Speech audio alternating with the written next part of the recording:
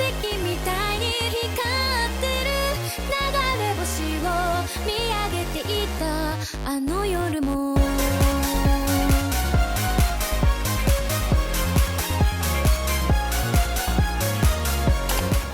อรุณสวัสดิ์ทุกคนวันนี้เราอยู่ที่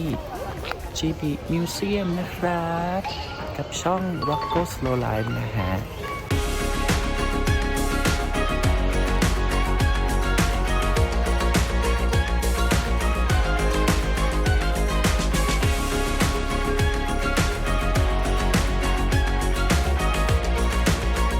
ที่อยู่ข้างในนะครับเขาห้ามถ่ายรูปถ่ายวิดีโอนะข้างในก็เป็นมิวเซียมจริงๆแหละก็เป็นเหมือนแบบตั้งแต่เริ่มต้นของชิบลิเนี่ยเขาทำหนังยังไงการทำ3 มิติแบบไหนวาดภาพแบบไหนเนี่ยคงเป็นความลับบริษัทเนาะก็เลยไม่ให้นี่อยู่ข้างนอกชั้น2คาเฟ่น่าจะถ่ายได้นะเดี๋ยวลองไปถ่ายกันนะ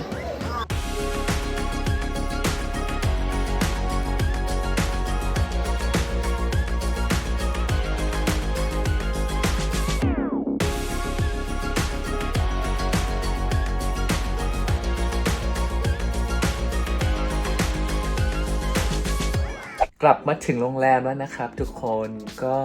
วันนี้ไปชิบลิมิวเซียมมาคือเขาก็บอกชื่อแล้วแหละว่าเขาเป็นมิวเซียมแต่เราไม่ได้ expect ว่ามันจะเป็นมิวเซียมจริงจังเรานึกว่าแบบจะมีเหมือนที่ถ่ายรูปเหมือนแบบเป็นเหมือนแบบธีมพาร์คแบบดิสนีย์ยูนิเวอร์แซลอะไรเงี้ยไปถึงปุ๊บห้ามถ่ายรูปจ้ะมันเหมาะกับคนที่เป็นคนที่ชอบวาดรูปอยากเป็นแอนิเมชันแอนิเมเตอร์ชอบแอนิเมชันอะไรเงี้ยเขาจะบอกสอนแบบ history ของชิบลิเลยตั้งแต่แรกว่าแบบเขาตั้งแต่แบบปั้นดินน้ำมันเป็นตัวแล้วก็แบบหมุนภาพเร็วๆแล้วเหมือนแบบมันหนังกลางแปลงอะไรอย่างเงี้ยแล้วแบบก่อนยุคฟิล์มมันเป็นยังไงอะไรเงี้ยคือแบบเป็นมิวเซียมจริงจังห้องถ่ายรูปคิดว่าไม่ได้ถ่ายรูปเพราะว่ามันเหมือนเป็นเทคโนโลยีหรือเป็นความรู้ของเขาอะไรอย่างเงี้ยคือบริษัทที่มันเก่งกว่าแบบพิกซ่าเขาคงไม่สนใจแต่แบบมันจะมีอาจจะบริษัทเล็กนี่ออกไหมก็เป็นความของเขาแหละคือถ่ายรูปไม่ได้เลยจะมีคาเฟ่บ้างนู่นนี่ก็เมื่อกี้ที่ถ่ายให้เห็นนะครับก็มีอยู่นิดหน่อยถ้าใครอยากจะได้รูปสวยๆแบบ Instagram อ่ะไม่แนะนำเลยให้ไปนะฮะเพราะจำได้ว่าเคยมีจิบลีแบบเอาตุ๊กตาแมวอะไรมาที่เซ็นทรัลเวิลด์อ่ะให้เราถ่ายรูปอ่ะจำได้ว่าเคยถ่ายรูปเล่นแล้วก็มีแบบตัวโลตัวใหญ่เนี่ยในนั้นก็มีแต่มีไอแมวอย่างนั้นอ่ะให้แต่เด็กเข้าเว้ย แล้วถ่ายรูปไม่ได้ใช่ปะถ้าเป็นผู้ใหญ่อยากถ่ายอยากเข้าไปเล่นไม่ต้องถ่ายก็ถ่ายเล่นก็ไม่ได้งงปะแต่ว่าจะมีที่ให้ถ่ายรูปนิดหน่อยอะไรเงี้ยแต่ anyways เขาเพิ่งเปิดจิบลิพาร์คใหม่ใกล้ๆกับโอซาก้าเป็นเมืองหนึ่งชื่ออะไรวะนากาโน่ซัมติงจำไม่ได้แต่ Google ได้นะฮะเพิ่งเปิดไว้1 November นะฮะใครอยากไปก็จองกันล่วงหน้าเยอะๆเพราะมันเพิ่งเปิดคนญี่ปุ่นก็ไปเยอะอะไรอย่างเงี้ย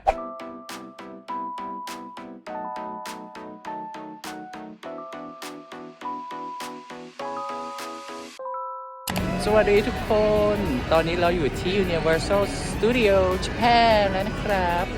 แต่งตัวให้ธีมเนี่ยเป็นแบบมาริโอนะฮะเพราะเขาเพิ่งเปิดโซน Super Nintendo นะฮะเราเลยต้องมานิดนึงนี่มีเกมด้วย เดี๋ยวเข้าดูข้างในกันนะครับ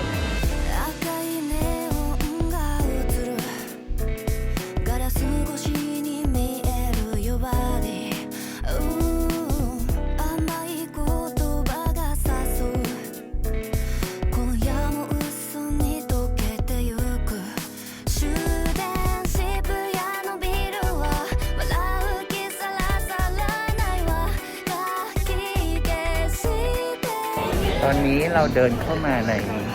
โชว์มินเนียนนะฮะเราคือเอ็กซ์เพรสเข้ามาก็จะเดินไวกว่าคนอื่นนิดนึงแต่เราพาสเลยจ้า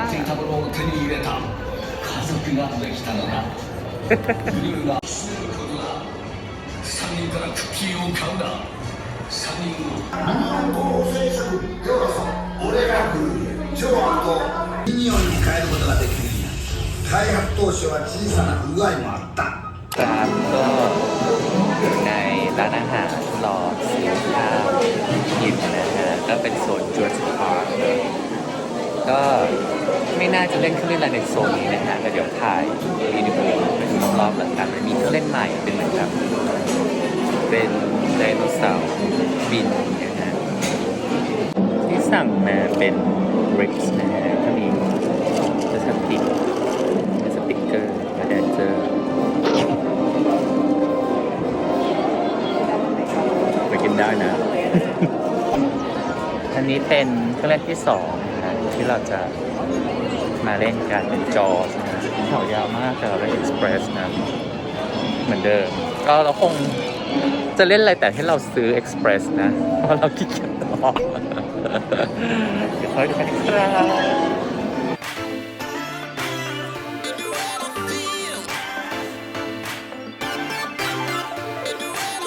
背中が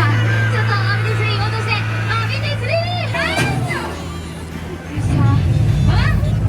はいはいよーしเครื่องเล่นที่ 3 นะฮะ อันนี้ก็คือเป็น Spider-Man 3D นะฮะ เรามี Express เหมือนกัน ก็เดี๋ยวเข้าไปดูกันนะครับ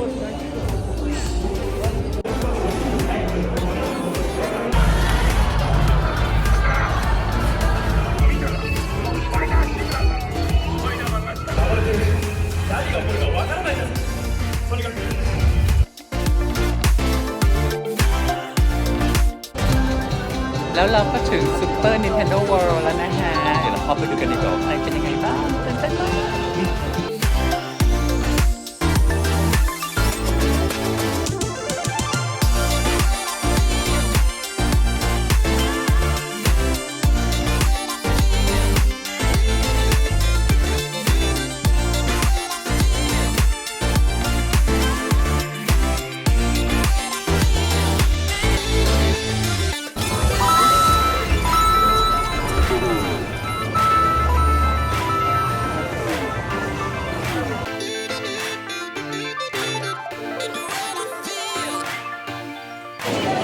แล้วสถานที่ที่สำคัญที่สุดในการมา Super Nintendo ก็คือ Merchandise โดนไหลไปหลายแน่ๆอัพเต็มเลย เดี๋ยวไปดูกันนะครับ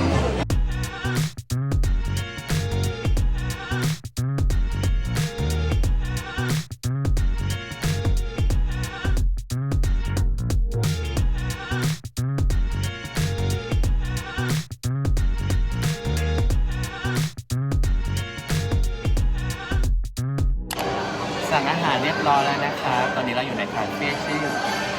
พิโนปิโอคล้ายๆพิโนคิโอนะฮะ ก็เป็นอาหารแบบมีลายแบบมาริโอน่ารักน่ารักเดี๋ยวเราไปดูกันว่ามีอะไรบ้างครับ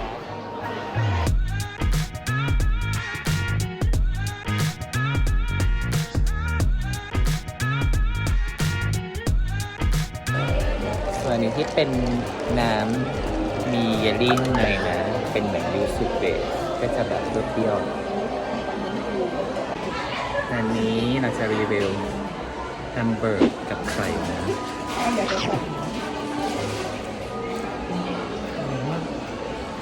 ก็โอเค ไม่ได้อะไรขนาดนั้น แต่ก็โอเคไม่แย่ ส่วนอันนี้อะไรไม่รู้อ่ะ อ๋อเหมือนมันบดเขียวๆโอเคนะ ชิมไก่ก่อน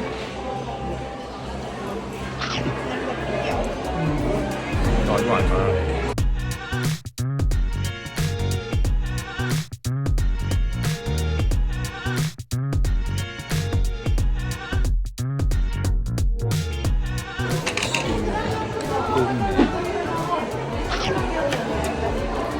้งอร่อยนะแต่เย็นอ่ะอุ๊ยหมด นี่อร่อยสุด ซุปเผ็ดนะ ไม่มีรสชาติเลย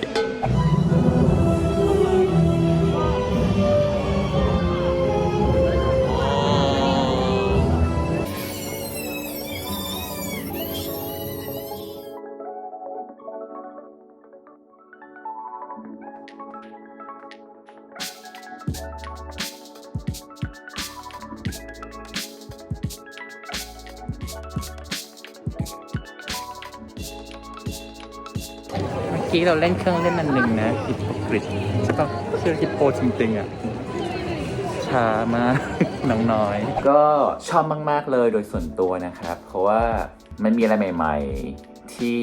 ไม่เหมือนกับ Universal ที่อื่นที่เราเคยไปมาก็คือ Super Nintendo World นะฮะแบบคุ้มค่ามากๆ every details แบบที่เขาทำแบบสถาปัตยกรรมเรียกว่าอะไรนะโครงสร้างหรือตึกหรือ elements ที่ในสวนในพาร์คของ Super Nintendo เนี่ยดีมากๆไม่เหมือนแบบพาร์คสมมุติว่าเราไปพาร์คแบบ Jurassic Park ของเขานำมาตรงๆจากอเมริกาหรือ Jaws อย่างเงี้ยฉลามเนี่ยฮะไม่ได้มีดีเทลอะไรที่มากมายอะครับผมก็ของ Super Nintendo เนี่ยคือแบบดีเทลสวยมากแต่ว่าอยากจะแนะนำนิดนึงก็คือให้จอง Express Pass ไปเลยนะฮะคือมันก็ซื้อไปเพิ่ม on top ของทีมพาร์คเก็ตนะฮะคือซื้อบัตรติเก็ตที่เข้าได้ Express ได้4 ที่เราก็เล่นแค่นั้นเลยไม่ได้เล่นอะไรมากกว่านั้นเพราะแบบตอนนี้ญี่ปุ่นเพิ่งเปิดประเทศด้วยแล้วคนญี่ปุ่นก็เพิ่งเหมือนออกมาเที่ยวเพราะว่าด้วยตัว Super Nintendo ก็เพิ่งเปิดนะครับก็คือแถวยาวมากคนเยอะมากก็คือแต่ละเครื่องเล่นนะคือต่อแบบ90 นาทีหมดอะถ้าไม่มี Express Pass เนี่ยก็คือน่าจะเล่นได้แค่2 เครื่องถ้าไม่มี Express Pass หรือ3 เครื่อง Max มี Express ก็คือแบบฉลุยเข้าไปหมดตัว Super Nintendo World เนี่ยมันจะต้องทำเรื่องเรียกอะไรอะมันมีเวลาเข้าโดยเฉพาะเพราะว่ามันเป็นพาร์คใหม่แล้วเขาอยากลิมิตคนเข้าคนออกเนี่ยครับถ้าใครไม่ซื้อ Express Pass เนี่ยก็ต้องแบบมาถึงปุ๊บก็ต้องวิ่งไปที่แบบออฟฟิศเอาตั๋วให้เขาดูแล้วเขาก็จะแบบหาเวลาลงให้ว่าเราเข้าได้กี่โมงแต่ว่าเข้าไปแล้วก็ไม่ต้องออกเลยก็ได้นะแต่เราก็จะไม่ได้เล่นอย่างอื่นอะไรเงี้ยแต่ถ้าซื้อ Express Pass เนี่ยมันจะบอกเลยว่าเราจะเลือกได้เลยว่าเราจะเข้ากี่โมงก็สมมติว่าอยากอยู่ในนั้นก็เลือกแบบเย็นๆหน่อยแล้วอยู่ทั้งวันไปเลยก็แล้วแต่คนนะฮะเครื่องเล่นอื่นๆที่อยากเล่นแต่ไม่เล่นคือจะเป็น Flight Dinosaur อ่ะมันจะแบบดูน่าเล่นมากดูเสียวมากดูเหมือนเป็นเครื่องเล่นใหม่ที่ปกติ Jurassic Park ก็จะเป็นตัวที่ลงมาแล้วเป็นแบบน้ำเหมือนล่องแก่งตึ้งเฉยๆที่ถ่ายมาให้ดูครับไม่จะมีแค่นั้นแต่ว่าอันเนี้ยเป็นโรลเลอร์โคสเตอร์เลยครับก็แบบน่าเล่นมากแต่ว่าไม่มีเวลานะครับก็คิดว่าคงจะกลับมาอีกที่นี่ก็เล่นอีกตัวนี้ก็อยากเล่นMario Kart ก็คงจะซื้อ Express Pass มาเลยนะครับผมของพวกเมิร์ชของญี่ปุ่นอ่ะเขาน่ารักมากไม่เหมือนที่อเมริกาคือเขาแบบไม่ได้ทำอะไรกุ๊กกิ๊กเหมือนคนญี่ปุ่นอ่ะ every single one ที่เห็นน่ะต้องมีของซื้อ1 ชิ้นกลับบ้านอ่ะก็แนะนำมากๆถ้าใครมาที่ญี่ปุ่นหรือมาที่โอซาก้านะครับให้มาที่ Super Nintendo World นะฮะใน Universal หลักๆเลยนะครับผมนี่เรามาถึงโตเกียวดิสนีย์ซีแล้วนะฮะนี่เป็นทางเข้าเหมือนไม่ค่อยมีคนนะสาธุจะได้ไม่ต้องรอนานในการเข้าเครื่องเล่นต่างๆนะครับ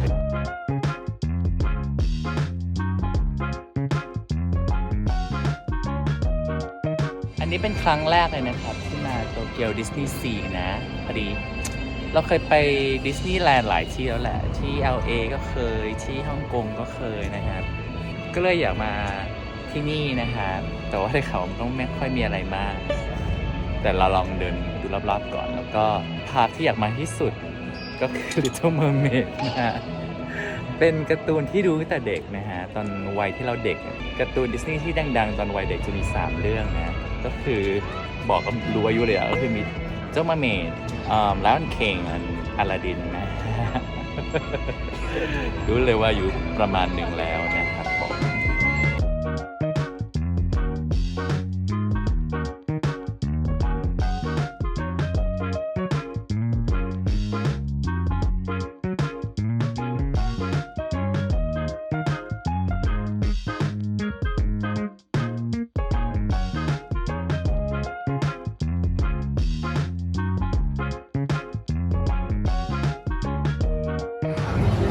เครื่องเล่นประมาณ 2-3 อันนะอันนี้เป็นเวิร์พูลจะหมุนเราก็ไม่น่าจะเล่นนะเล่นก็ได้เดี๋ยวดูก่อนเดี๋ยวเราลงไปเดินข้างล่างกันนะคุณน้องคนนี้คงอยากเปียกเลยนะหรือน้องก็แอบฉี่อยู่นั่นแหละเห็นไหมมันต้องแบบกระโดดลงนะอันนี้เป็นเครื่องเล่น Jellyfish นะก็ขึ้นลงนี่แหละอันนี้เรียก รียกว่าเวิร์พูลนะจะหมุนๆหน่อย อันนี้เป็นน้องปลาปักเป้าหมุนๆนะฮะเวียงๆอันนี้เป็นกระจกที่เออร์ซูล่าใช้มองนะเขาบอกว่าเราเข้าไปดูแอเรียลได้นะ แต่ว่า waiting time แบบ 45 นาทีก็แบบไม่เป็นไรจะแอเรียลเดี๋ยวเราเจอกันในทีวีแล้วกันนะ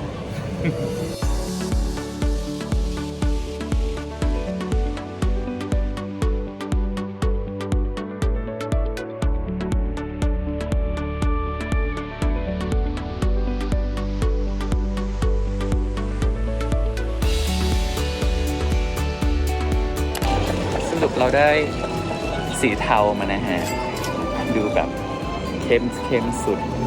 สีน้ำตาลอ่อนมันดูซับซ้อนไม่น่าจะเหมาะกับเรานะฮะ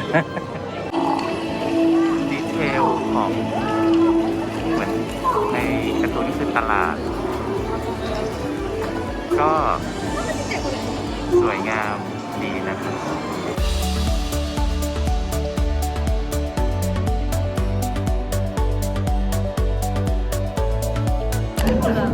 อันนี้เรามาเล่นก็เล่นอินเดียนาโจนนะฮะ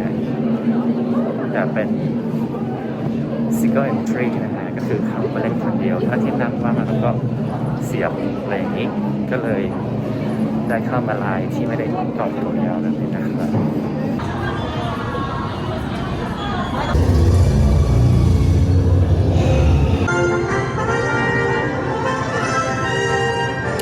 ก็จบไปแล้วนะครับสำหรับเครื่องเล่นอันนี้อินเดียนาโจนนะฮะก็คิดว่าเขาคล้ายๆแบบมัมมี่อ่ะถ้าใครเคยเล่นที่ Universal อ่ะอันนี้เป็นขวด Discovery ของ Nemo and Friends นะฮะจะมีดอลลี่ต่างๆด้วยหรือเปล่าแต่จะก็ออกมาแล้วนะครับจะ Nemo and Friends นะฮะเหมือนเป็นดูหนัง 4D นะก็มีน้ำมีแบบสั่นๆอะไรอย่างเงี้ยน่ารักดีครับก็เหมือนดูหนัง 4D ปกติเด็กๆแต่ว่าที่ชอบคือเหมือนเขางับปากตรงอ่ะไม่แน่ใจว่าเขาวาดใหม่เลยหรือเปล่าอาจจะวาดใหม่เลยก็ได้เพราะว่ามันไม่มี ADCC ที่ไหนครับอาจจะแบบซื้อลิขสิทธิ์วาดใหม่สำหรับญี่ปุ่นโดยเฉพาะก็ดีนะครับถ้าใครชอบ 4D น่ารักก็มาดูกันได้เนาะตอนนี้นะครับเราเดินมาอีกเครื่องเล่นหนึ่งนะฮะชื่อ 20,000 Leagues Under the Sea นะครับก็อยู่ใกล้ๆกับตัวภูเขาไฟนะเดี๋ยวเข้าไปดูกันนะครับシナンクローの諸君こちらはネモだ検討準備完了よろしい潜水艇の諸君このままでは潜水艇が危険です何かに襲われているに違いないก็เพิ่งออกมาจากตัวเครื่องเล่นเมื่อกี้นะครับ20,000 Leagues Under the Sea นะครับมันก็ไม่เหมือนทำเอฟเฟกต์เหมือนดู 3D 4D ให้มันเหมือนว่าเราอยู่ในน้ำแต่จริงๆแล้วเราไม่ได้อยู่ในน้ำหรอกเพราะความเซฟตี้มันก็ไม่ปลอดภัยนะแล้วก็ชอบนะที่แบบทำต้นกระจกเป็นแบบบับเบิ้ลน้ำแล้วก็ทำไฟทำแบบตัว 3D ต่างๆทำให้ดูเหมือนว่าอยู่ในน้ำตลอดเวลาก็เก๋ดูกันได้ครับแถวต่ออะไรไม่รู้อะเขารอดูน่าจะพาเหรดนะ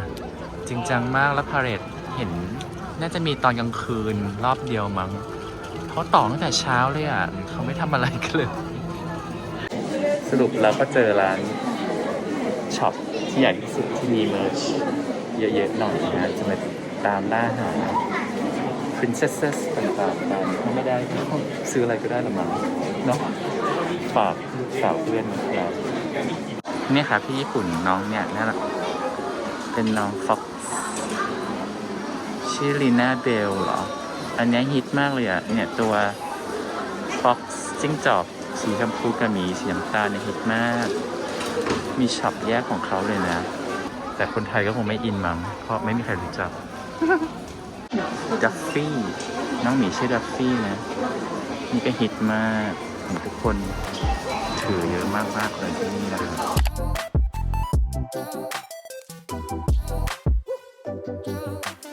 เดี๋ยวเราจะชิมสปาเกตตี้ก่อน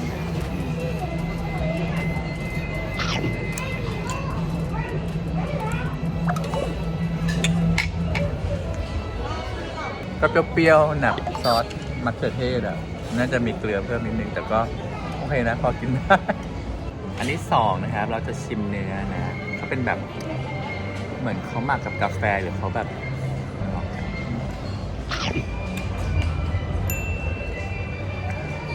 อร่อยเลยนะ คือหวานกำลังดี เนื้อไม่สุกเกินไปแล้วก็มีกลิ่นกาแฟแปลกดีแล้วก็อร่อยกว่าสปาเกตตี้อ่ะ อย่างสุดท้ายที่นาชิมก็คือน้องไก่นะฮะ เห็นเขาแบบกริลหลายตัวมากตัวเล็กๆคล้ายๆไก่นกกระทามาชิมหน่อยโอเคนะย่างมันดี ไม่เหนียว นุ่มข้างในดีเลยนะถือว่าย่างไก่ดี ก็ใครถ้ามาที่โตเกียวดิสนีย์ซีนะครับ แล้วหิวอยากหาร้านอาหารไม่รู้ร้านไหนอร่อยถือว่าร้านนี้ถือว่าดีเลยนะ ดีกว่ามาริโอวันนั้น ก็ดีระดับดีเลยอ่ะของเป็นของ UCC อ่ะที่เมืองไทยก็มีร้านอาหาร ก็มาลองกันได้นะครับ สรุปแล้วนะฮะแล้วก็กลับมาที่ Journey to the Center of the Earth นะครับเป็นเครื่องเล่นอีกเครื่องเล่นหนึ่งนะฮะที่เราเดินผ่านไปผ่านมา2-3 รอบจนตัดใจไม่เล่นนะฮะเพราะแถวยาวตอนนี้เหลือแค่35 นาทีนะก็เพราะว่ายังไงเราต้องรอโชว์ดูโชว์อีกกว่าแล้วก็นี่พาร์ค3 ทุ่มอันนี้แค่ 6 โมงกว่าเองเราก็เลยลองมาต่อดูนะครับเดี๋ยวไปดูกันนะครับ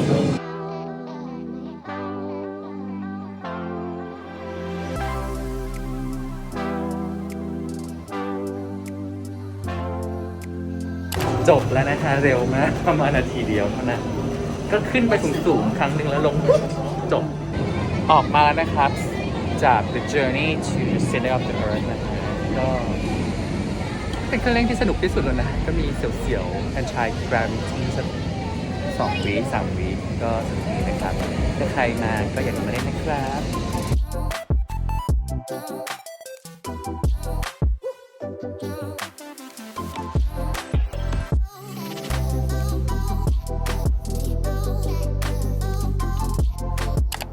สวัสดีครับทุกคนเราก็กลับมาจากโตเกียวดิสนีย์ซีแล้วนะฮะก็เหนื่อยมากๆทั้งวันเลยอะแต่ว่าให้ถามถึงความประทับใจของพาร์คนี้ก็พูดตรงๆว่าเฉยๆนะครับเพราะไม่ได้มีอะไรมากมายอะมันเป็นตัวละครของดิสนีย์ไม่กี่ตัวครับเช่นแบบพาร์ค A Little Mermaid พาร์คอลาดินพาร์คแบบนีโมเล็กๆอะคนญี่ปุ่นเยอะมากๆแบบเยอะมากๆเขามีความเชื่ออะไรสักอย่างที่เหมือนเคยถามคนญี่ปุ่นหรือว่าอ่านเสิร์ชเน็ตคนก็เคยเห็นมั้งว่าแบบในชีวิตต้องมาดิสนีย์1 ครั้งอะไรอย่างเงี้ยหรือ3 ครั้งแบบว่าเล่นจบวันก่อนแต่งอะไรไม่รู้ว่ามันมีตำนานของเขานะครับวันนี้มันมีเหมือนโชว์เหมือนเป็นพาเหรดบนน้ำนะฮะชื่อเต็มๆน่าจะชื่อว่า Believe Sea of Dreams เราก็เหมือนแบบคนเยอะมากเราก็อยู่ข้างหลังเพราะเราไม่มีที่เราก็แบบเห็นนิดๆหน่อยๆเราก็แบบไม่ไหวแล้วรู้สึกว่าถ้ากลับตอนเลิกคนมันจะเยอะมากแล้วพาร์คมันปิด3 ทุ่มแล้วถ้าเรารอเหมือนครั้งที่เราจะไป Universal รอให้คนกลับก่อนอันนั้นมันแค่ทุ่มหนึ่งอันนี้3 ทุ่มรู้จะถึงโรงแรมแบบ 4-5 ทุ่มหรือเปล่าก็เลยคิดว่าแบบกลับเลยดีกว่าก็ดูนิดๆหน่อยๆก็พอไงครับผมก็จบไปแล้วนะครับสำหรับคลิปนี้นะครับคลิปเที่ยว3 พาร์คในประเทศญี่ปุ่นนะครับผมก็ประทับใจมากๆโดยเฉพาะ Super Nintendo World นะฮะเพราะเป็นคนชอบ Super Mario มากๆนะครับผมก็ซื้อพวกของที่ระลึกเมิร์ชต่างๆมาเยอะมากตุ๊กตาหมวกเมิร์กต่างๆนะฮะอย่างเช่นตัวนี้เป็นต้นนี่น้องผีน่ารักมากเหมาะกับแบบใส่เหมือนแบบขึ้นเครื่องบินแล้วแบบนอนพิงแบบพิงไหลอย่างเงี้ยน่ารักดีนะครับผมถ้าใครอยากได้ในกติกาง่ายๆเลยก็คือเหมือนเดิม ฝากไลค์แล้วก็แชร์คลิปนี้นะครับแล้วก็ subscribe ช่อง Rocco Tango นะครับผมแล้วก็เขียนใต้วิดีโอคลิปนี้นะครับว่าชอบคาแรคเตอร์ไหนมากที่สุดในเกม Super Mario นะครับจะเป็นมาริโอหลุยเจ้าหญิงโยชิหรือน้องผีตัวนี้ก็ได้นะครับหรือว่าน้องเห็ดที่เป็นปีศาจตัวไหนก็ได้นะครับและเหตุผลใดที่ครีเอทีฟสุดประทับใจสุดนะครับเราก็จะส่ง หมวกน้องผีน้อยอันนี้ไปให้เลยนะครับผมสำหรับวันนี้ล็อกโก้ขอลาไปก่อนนะครับ และอย่าลืมไลค์แชร์ subscribe เหมือนเดิมให้ที่ช่องล็อกโก้แทงโก้ด้วยครับ วันนี้ไปละ บ๊ายบาย